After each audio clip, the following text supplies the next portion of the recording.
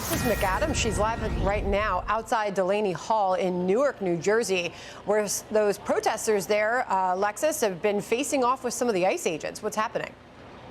That's right. Well, it has been going on for a few days, and then it happened again this morning, and it's happening again throughout the afternoon. So we're just going to move in on a little bit and show you what's going on out here. You can see that they've got the protesters that are sitting here, and I thought it was important to point out a lot of them actually had their faces kind of covered, but the big deal here, right, in New Jersey is that these people don't think ICE agents should be able to cover their faces. So that's one thing. But they're facing off with these ICE officers who are trying to do their job, Sandra, because they believe that this detention facility here, Delaney Hall in Newark, New Jersey, should be shut down. They say it's because the migrants inside of the facility are not being treated right. So that's why they're out here. That's why they're positioned here with their goggles on, ready to be tear gassed or pepper sprayed, they say, if possible. So pointing it out, obviously we covered what happened on the ground in Minneapolis. We covered that in Minnesota. We covered a little bit of what happened in Broadview, Illinois, outside of Chicago. That's a more similar setup to what happened here. So they have not as big of crowds, but the people do come prepared. And one of the other things, Sandra, that was important to point out on video that we saw yesterday on social media was they kind of stop all these cars that are coming and going, and the protesters are trying to act as security in those videos, asking them who's in the car, and then they decide if they're going to let you through or not. And then here you can see some media, but they are blocking the roadway, and this backs up a huge road that's right off the highway, so it really could cause a lot of problems here. So we'll keep an eye on it. But the governor of New Jersey was out here celebrating Memorial Day by demanding that the migrant criminals inside be released because she says they're on a hunger strike. So we'll keep an eye on it, Sandra. We know you will. Alexis McAdams, shout, and we'll head back there as the news warrants. Thanks for the update. Ben Ferguson is joining us now, podcast host. Ben, welcome to you. As we do look at those live pictures, you see some of the protesters are sitting on the ground there at this face-off with the ICE agents, as Alexis pointed out. It's happening now. It's been happening for days. What do you make of what's happening there? Yeah. Was it a stunt for the governor to insist entrance? Yeah, I think there's a couple big takeaways here. Number one, they want everyone out of this facility. That would include rapists. That would include child molesters. That would include murderers. That would include sex offenders on that list. And then people that have beaten and abused women and children as they are in this country.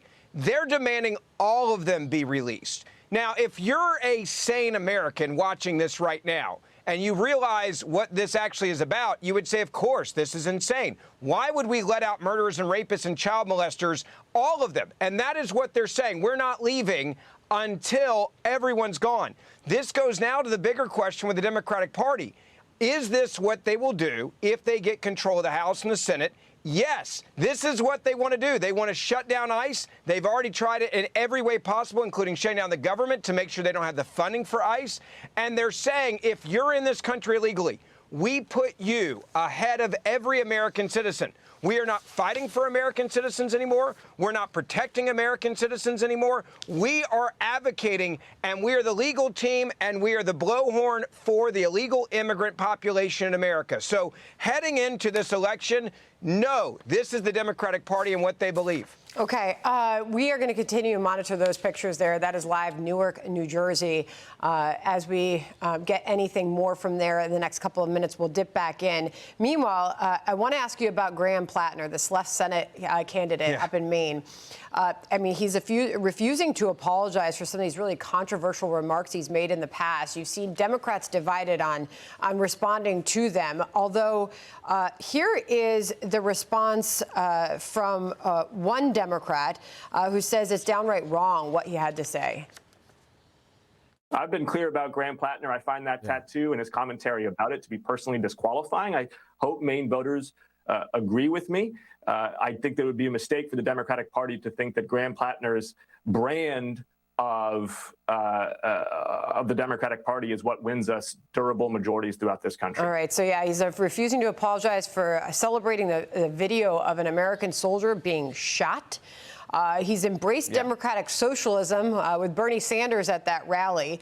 He's making gaffes left and right, flubbed Bernie Sanders' name. What is happening here, and where are Democrats going to fall on him?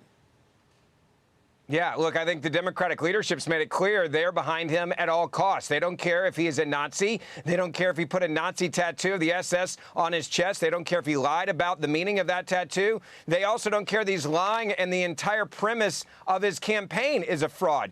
Look at the sign right there. Fight oligarchy. This dude went to one of the best private schools you can go to, $75,000 plus a year. His dad gave him several $100,000 for his first house. He's the definition of entitled elitist individual, and yet he's standing there with Bernie Sanders, who's been saying we're fighting the oligarchy since the early 1980s. And they say, no matter what, don't worry about what he actually did. Don't actually worry about where he came from. But this is what we are against. The whole thing is a fraud. And I have real concerns over this guy. And I go back to the issue of straight up mental health. If you're mocking someone that's been shot, I worry about you, and I worry about your decision-making if you actually get elected. If you're mocking people in the military and you used to be there and you refuse to apologize, I worry about your decision-making mentality here. There is something wrong here, and the Democratic Party knows it, and they don't care because they want to win at all costs. They want extremists like this. They think they can probably control him. He's not a traditional Democrat in any form, and so this is the Marxist, socialist, communist, now Nazi left making themselves known. We are the Democratic Party here, and that's why Bernie Sanders is standing up there with him, because he doesn't mind this or AOC or anyone else like him. Yeah, and those Democrats who haven't outright condemned what he has said in the past or some of his actions, they just dodge on it. Here's David Portnoy. He's calling out Plattner. Listen here. Oh, sorry. I'll put it up on the screen for you.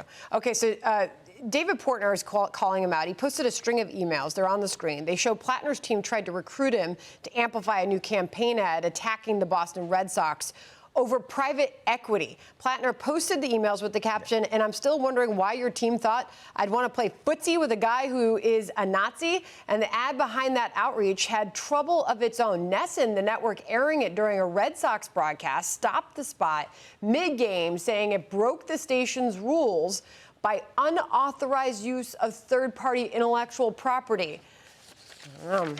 How do you weigh in on that? Yeah, look, anybody that stands on stage with a Nazi, with a guy who has an SS tattoo, you deserve to be disqualified from leading in this country politically. I do think this is a real flashpoint where the American people, especially where he's running, have to look and say, are we willing to be so divided politically now that we're going to promote a Nazi, a guy who's a pathological liar on his life and attacks people that have been shot in our military just because we think we want to beat a Republican?